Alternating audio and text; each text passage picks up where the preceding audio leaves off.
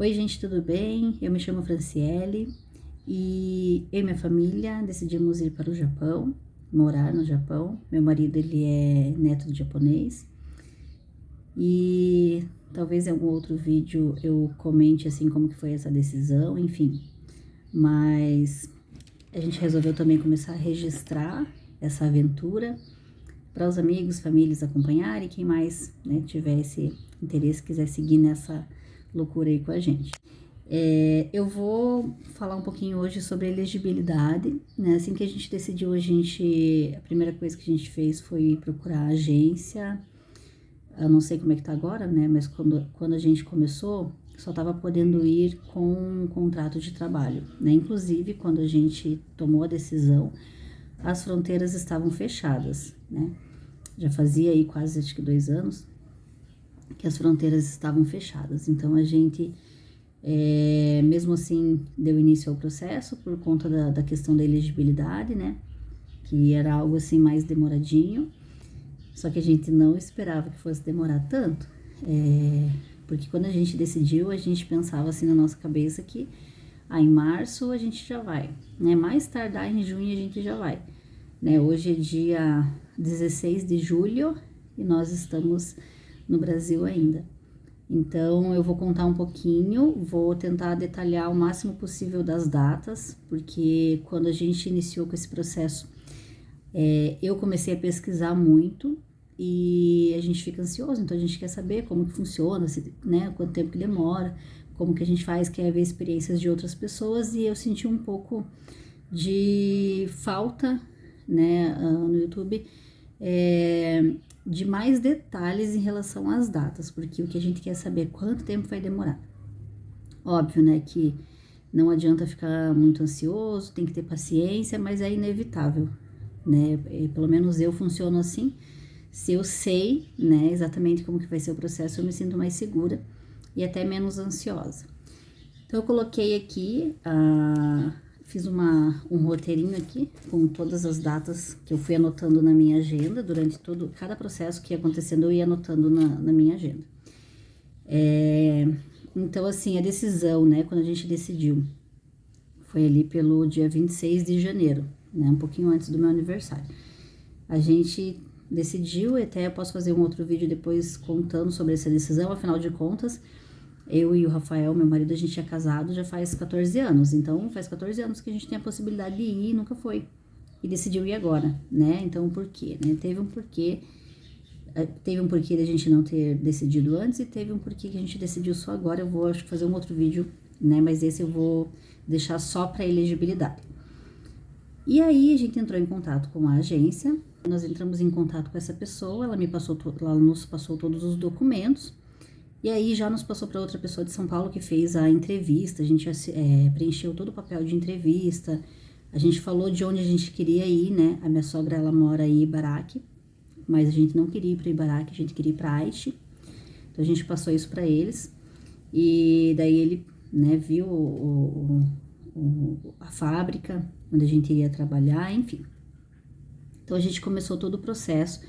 Porém, para a gente juntar todos os documentos, né, e enviar para o Japão, que era o primeiro passo, para minha sogra poder dar entrada lá, enviar lá para imigração, a gente precisava do passaporte. Então, o passaporte, eu, meu filho mais velho, o Lucas e o Rafael, a gente tinha, mas já estava obviamente vencido, a gente nunca usou, eu nunca usei, meu filho também não, e do Rafael ele tinha 2, mas já estavam vencidos. Então, a gente teve que fazer passaporte, e aí passaporte para 5 pessoas. Daí também, né, entra a questão já financeira, né? Então, assim, além do processo ser demorado e cansativo no sentido de você ter que ir atrás de um monte de documentação, eu pelo menos não gosto dessa parte burocrática, mas assim, tem a questão financeira também, né? Então tem que estar ciente disso, que tem toda essa parte financeira. Passaporte, não lembro se está 250. Olha, eu não lembro, eu vou pesquisar e vou colocar certinho hoje, no dia de hoje, quanto tá o passaporte. E a gente pagou o mesmo valor que tá hoje, se eu não me engano, ele não alterou o valor. E aí, 5 passaportes, né? Sai caro, Então, assim, a gente precisava tirar foto do bebê, porque para fazer o passaporte eles fazem a foto 5x7, eu acho. Mas do bebê já tem que levar. A gente tira na hora. Do bebê tem que levar. Eu acho que é pra não perder tempo, né? Eles até tiram lá, né? Mas assim, já leva pronto, porque isso, né? Quando é pra tirar foto de bebê, inclusive o dele foi bem difícil, mas deu certo. Então nós tiramos a foto pra ele, e aí a gente, né? Eu tô anotando as datas, então assim, a gente decidiu ali pelo dia 26/1. Pra ter uma noção também de que, assim, até o tempo em que vocês decidem, até o tempo de ir, é uma pernadinha aí, demora, né? Então, é a questão da paciência, né? O passaporte a gente agendou só pro dia 22/2. Então, a gente foi fazer o passaporte 27 dias depois que a gente tomou a decisão. Indo fazer o passaporte.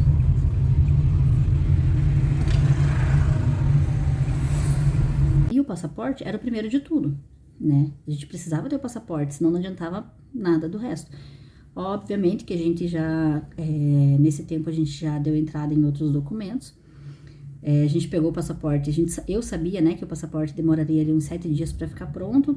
A gente pegou bem uma data ali do carnaval, então a gente aí ia demorar um pouquinho mais para pegar o passaporte, né, por conta do feriado do carnaval.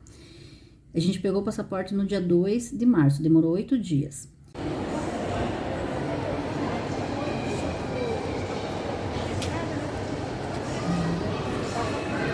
Então, assim, eu já tinha uma noção dessa uma semana que demorava, então a gente já adiantou, por exemplo, segunda via de certidão de nascimento, as nossas fotos, né, de todos, né, 3x4 que a gente teria que mandar também. Já preparei as fotos, o nosso relatório de relacionamento, as fotos do relacionamento, tudo que a gente precisava para mandar. Porque a agência, ela manda, né, toda a relação de documentos e manda um formulário para preencher. Daí a gente, né, fez isso, já deixamos tudo pronto. E aí, só que a gente só enviou pelo correio, eu não me lembro o que tava faltando aqui, que a gente não conseguiu enviar logo pelo correio. A gente enviou pelo correio no dia 7/3, né, dia 7 de março. Então, assim, para enviar é outro custo, né? Então, a gente já tava preparado ali para uns 200 a 300 reais. Então, hoje é dia 6 de março. E eu tô aqui com os documentos que a gente tem que enviar lá pro Japão para dar entrada no nosso certificado de elegibilidade.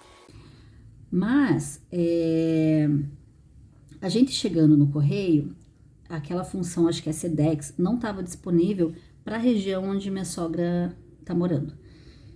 Então, a gente teve que pegar o mais barato, que era, se eu não me engano, deu 60 reais, com o envelope deles que a gente pegou, deu 70 reais no total.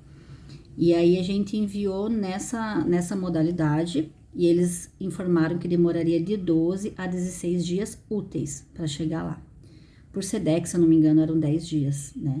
Mas enfim, era o que a gente tinha. A gente até tinha conhecimento de transportadoras, né, como a DHL, por exemplo, mas a gente tinha uma informação de que era muito caro, muito caro. Então a gente nem pensou nisso. E aí, enquanto estava sendo enviado, a gente mandou a gente tirou foto do que a gente mandou e já mandou para a tradutora lá, né? Que minha sogra conseguiu uma tradutora e a gente já enviou por WhatsApp as fotos para quê? Para ela ir traduzindo já os documentos para que quando chegasse lá não demorasse mais tempo ainda para ela traduzir. Enfim. Imagina, né? Ia chegar lá até ela traduzir tudo e documentos, né? Então a gente já enviou para ela já ir adiantando o processo. Só que nesse tempo em que foi enviado, ficou ali uns 3 dias ali meio que parado, né? Tipo assim, no rastreio do correio. Passando esses 3 dias, eu fui olhar e tava indo para Belo Horizonte. Eu falei, que estranho, né? Mas enfim, né? Tava indo para Belo Horizonte e tal. E aí depois teve ali uma correção na rota, ou seja, teve um erro de rota. Então, além de tudo, que já ia demorar, eles erraram a rota, depois voltou para São Paulo, daí ficou na alfândega, depois que foi encaminhado para o Japão. Demorou, eles nos deram um prazo de 12 a 16 dias úteis, demorou 20 dias úteis, né? Então, 19, na verdade, né? 19 dias úteis, é porque chega lá, o dia que chegou lá, lá é sempre um dia antes, né? Então, chegou dia 2 de abril lá no Japão. No total, foram 26 dias, quase um mês aí para chegar o documento lá. Por isso que não pode tirar muito antes, né? Inclusive, agora parece que... Agora não, né? Faz um tempinho que a alfândega tá em greve. Então, o que demoraria um dia para passar pela alfândega, tá demorando de 5 a 7 dias. Então, se você fica tirando, assim, muito antes os documentos, eles têm prazo de validade, né? Principalmente o atestado de antecedentes criminais. Então, não é bom tirar muito antes. Enfim, chegou lá no dia 2/4, e aí a minha sogra tinha que buscar, né, o papel lá com a pessoa com a tradutora, e tinha um papel que foi o relatório do relacionamento. Esse a gente não tinha enviado para a tradutora, a gente acabou preenchendo, colocamos na carta e não tiramos foto, então esse tinha que esperar chegar para ela traduzir. Então ela fez isso, ela traduziu, e a minha sogra foi no dia 12/4 levar diretamente lá na imigração. Então assim, a gente não pegou despachante, não pegou nada, né, foi tudo por conta. Então, e assim, foi muito rápido, ela levou para Tóquio, né, e foi muito rápido a primeira resposta, né, eu digo primeira porque não foi a resposta final, mas assim, foi muito rápido, porque dia 22/4 eles já deram resposta pra gente, 10 dias. Na verdade, assim, a gente ficou sabendo no dia 25/4, 25 de abril foi que a gente ficou sabendo que eles queriam mais documentos. Mas o que vale ali é o carimbo, né? Que a pessoa lá de imigração dá. Então, ela analisa, faz o pedido, preenche o carimbo e envia pelo correio. Daí, óbvio, né? Tem o processo do correio. Então, nós ficamos sabendo dia 25 de abril. Mas a pessoa lá já tinha, né, feito o pedido dia 22 de abril. E eles pediram 6 coisas pra gente. Então, bastante coisa. Quando a gente enviou para lá, a gente já tinha a orientação de que a gente tinha que matricular os meninos numa escola lá, porque eles tinham que já ir com algo definido. A gente até tentou isso, mas assim, é complicado você pedir as coisas para as pessoas que estão lá, porque as pessoas que estão lá trabalham, né? Não tem como ficar faltando lá, ganha por dia, né? Então não tem como ficar faltando para poder resolver essas coisas, né, tão burocráticas. E minha sogra já tava, né, ali, esse dia que ela foi levar na imigração, já foi um dia que ela tinha faltado. Então, assim, ela folga um dia útil por semana, né, a outra folga dela é no sábado. Então, assim, passou aquele dia só na outra semana. Então, tava complicado de ela ir atrás de escola pra gente, ia demorar muito, enfim. Eu sei que a gente não enviou nada e vamos ver o que dá. Óbvio que eles questionaram isso, né? Então, assim, primeira coisa que eles pediram... Aí eles pediram essas 6 coisas e eles pediram pra gente enviar as respostas em folhas separadas. Então, pegar 6 folhas sulfite, tamanho A4, né? Não necessariamente sulfite, mas tamanho A4. E responder separadamente as 6 coisas que eles pediram. Ia ter que traduzir tudo também, né, para enviar para eles. Então, tudo isso é dinheiro, né? Ninguém traduz de graça. A pessoa, né, que trabalha lá não trabalha de graça e não é nada barato também. Então, assim, eles pediram mais detalhes sobre o nosso relacionamento. Eles queriam as datas específicas. Então, assim, ali no formulário que vem, o primeiro formulário que você envia, tem um espaço com algumas linhas para você preencher sobre o seu relacionamento. No caso, assim, uma das coisas que ficou meio confusa pra gente, a agência não sabia falar quem que assinava, quem que não assinava, quem que preenchia, enfim. Mas eu acho que isso não tem muita diferença também. E aí ali tem um tanto assim de linhas, né? E eu sou muito detalhista, eu gosto de contar as coisas nos mínimos detalhes. Só que aí eu achei que eu tava exagerando, então assim, não posso também extrapolar, apesar de que eles colocam ali que se você precisar de mais folhas, você escreve em mais folhas e anexa junto. Use quantas folhas forem necessárias, mas faça tudo nos mínimos detalhes realmente. Eu quis economizar palavras e não, achei que o que eu tinha escrito eles iam entender, eles iam compreender, mas não, eles queriam mais detalhes. Talvez até por conta de todas as outras coisas que eu vou falar aqui que eles pediram pra gente, né, que estava incoerente. Talvez por isso eles tenham ficado em dúvida em relação ao nosso relacionamento.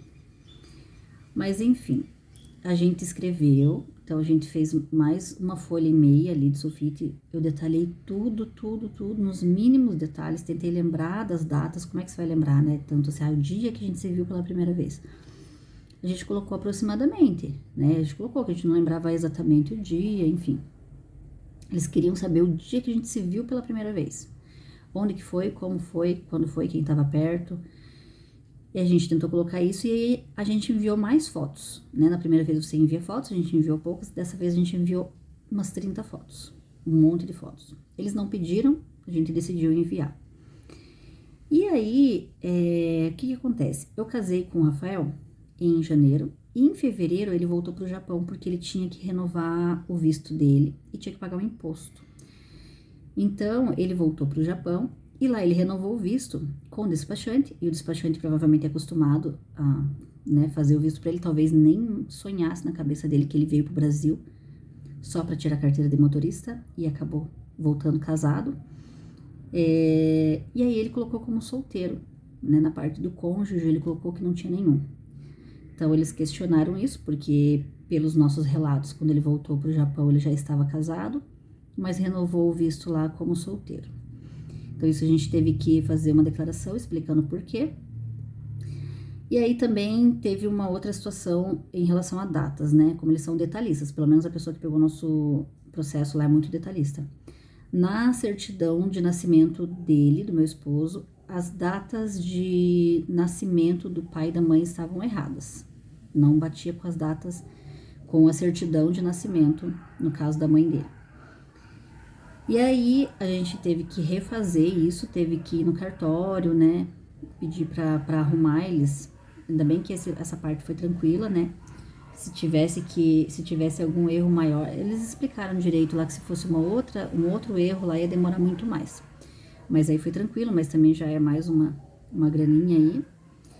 Perguntaram das escolas, né? Então, assim, qual que é o plano? Qual que era o nosso plano quando chegasse lá em relação ao estudo dos meninos? E se a gente não tivesse nenhuma escola, nada para indicar, por quê? Por que a gente não estava matriculando? Então, aqui nas escolas, a gente fez uma declaração e a gente colocou assim que, como a gente ia para Aichi, e minha sogra morava em Ibaraki, dava ali 8 horas, 9 horas de carro, ficava, e ela não tinha carro, não dirigia, ficava inviável para ela, que ela era nosso roxonin, né, nosso garantidor lá, ir até a cidade e fazer a matrícula. Inclusive, pelo que a gente havia pesquisado, na cidade onde a gente ia morar, a escola era determinada de acordo com o bairro onde você fosse morar. Então, você ia morar no bairro, aí você ia até a prefeitura é que te fala, ó, tem vaga em determinada escola, ou, né, você tem, seu filho tem que ir para determinada escola. Então, a gente só ia saber depois que saísse o visto. E eles, né, mandamos para eles, isso aqui eles aceitaram, graças a Deus. Pediram pra gente também nossas conversas de WhatsApp, né, o privacidade zero. Pediram nossas conversas de WhatsApp de 1 ano atrás. Então, desde janeiro de 2021, a gente fez o print, e aí imprimiu e enviou também tudo isso, tinha que traduzir. E quinto lugar, que foi mais assim complicadinho, é que assim, o nosso filho mais velho, o Lucas, ele é meu filho biológico. Quando ele tinha 10 anos, o Rafael entrou com um processo de adoção unilateral. A gente descobriu que tinha essa possibilidade. E aí, como ele já fazia todas as funções de pai, menos a parte burocrática, por conta de não ter o nome dele, né?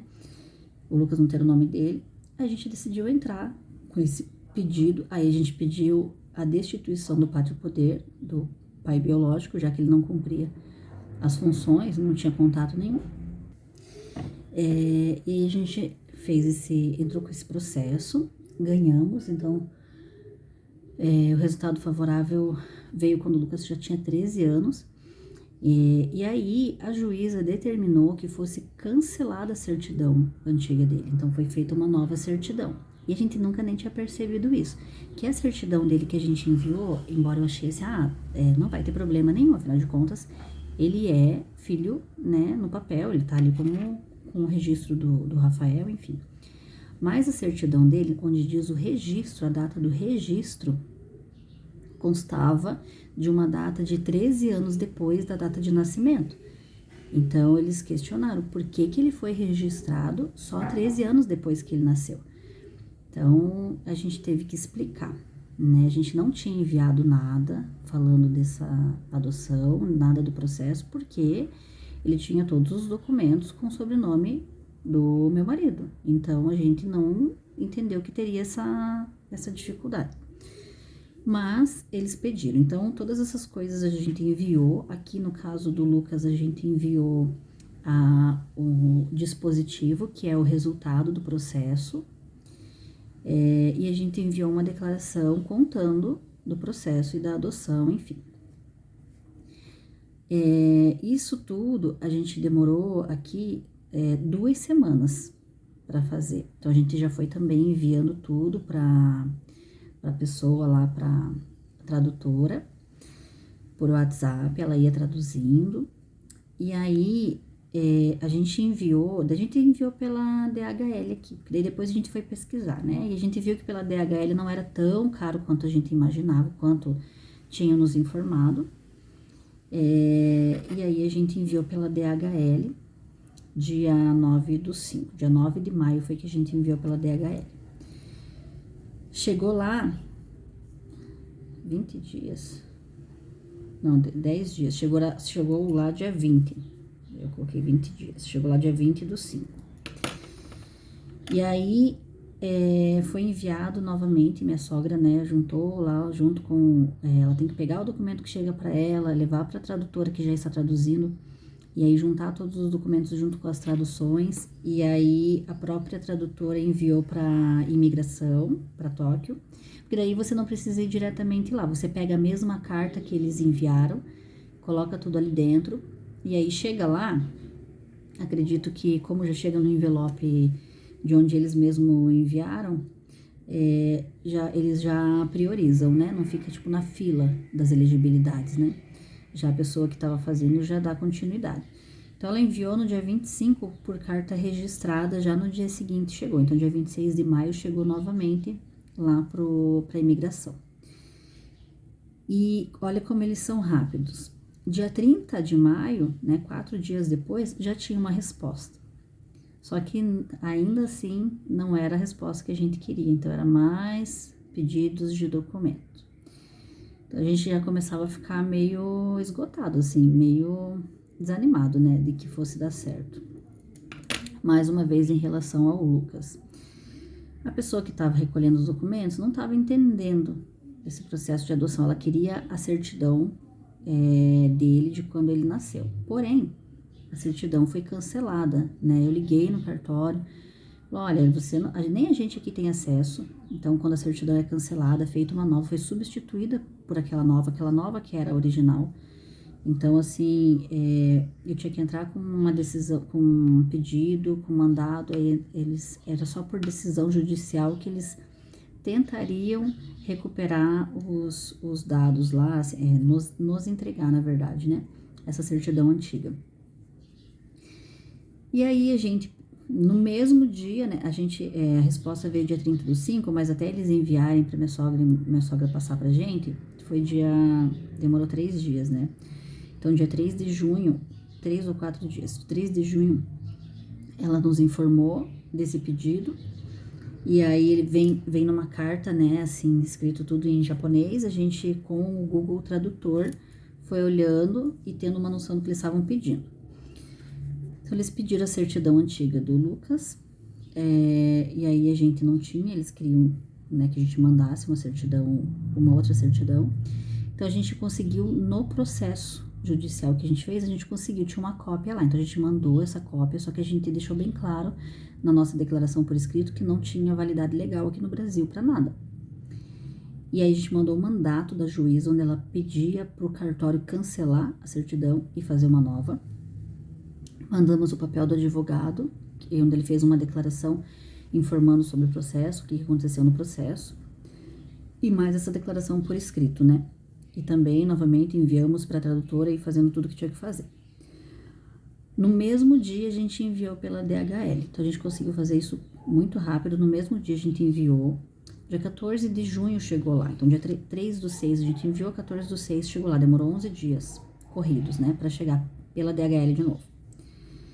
Já no dia 15, elas enviaram para a imigração. Então, dessa vez já a tradução foi feita. Já estava tudo pronto. Então, foi só juntar os documentos. Já enviaram no dia 15 para a imigração. E deu certo de chegar lá bem no dia que a minha sogra tava de folga, né? Então, enviaram para a imigração dia 15 e já no dia 16, já a imigração ligou para minha sogra. Só que ela ligou dia 16, minha sogra não conseguiu atender, estava trabalhando. Minha sogra retornou no dia 17, pedindo ajuda para uma pessoa que fosse bem influente lá, né? No caso, a tantocha dela, lá na empresa. E o que eles falaram na ligação foi que eles receberam os documentos, eles iriam dar entrada. Então, assim, eu entendi, né, através dessa ligação, que uma pessoa que junta os documentos, recebe, faz ali categoriza ali, enfim, coloca tudo ali os documentos para enviar para outra pessoa que vai dar o parecer favorável ou não. Eu entendi dessa forma, não sei se é assim que funciona lá na imigração. Essa pessoa ligou para dizer que estava com os documentos em mãos, ia dar entrada, e que para mim, para o Rafael e para os 2 filhos mais novos, era certeza que ia sair, porém, pro Lucas provavelmente não saísse. Então isso era uma sexta-feira, então a gente passou o final de semana assim, meio chateado, assim, né, porque o Lucas era um dos motivos maiores da gente querer ir, enfim. E aí a gente pediu para Deus mesmo, falou assim, ó, Senhor, desde o momento a gente colocou as nossas vontades, as nossas decisões em suas mãos, pediu, né, direção, e a gente falou que a gente não quer fazer aquilo que é a nossa vontade, a gente quer que a nossa vontade esteja de acordo com a sua vontade. Então a gente orou e falou, Senhor, também não queremos uma resposta pela metade, né? Ou é sim para todos ou é não para todos.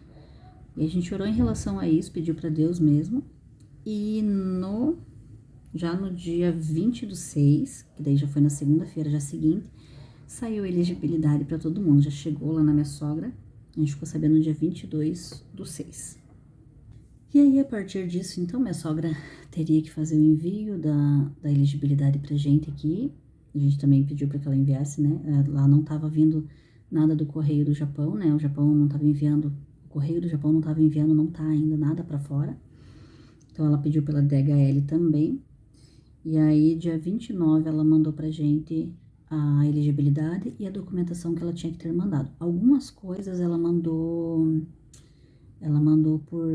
que ela só ia conseguir depois que ela ia demorar para conseguir algumas coisas. Então, a gente já pediu para ela, assim que ela conseguisse, já enviar a elegibilidade e o que ela tivesse de documento, e o restante, como a gente poderia dar entrada com cópias, a gente pediu para que ela enviasse por escaneado, enviasse por WhatsApp. E daí assim ela fez. Então, chegou pra gente dia 11 de junho, demorou 12 dias para chegar.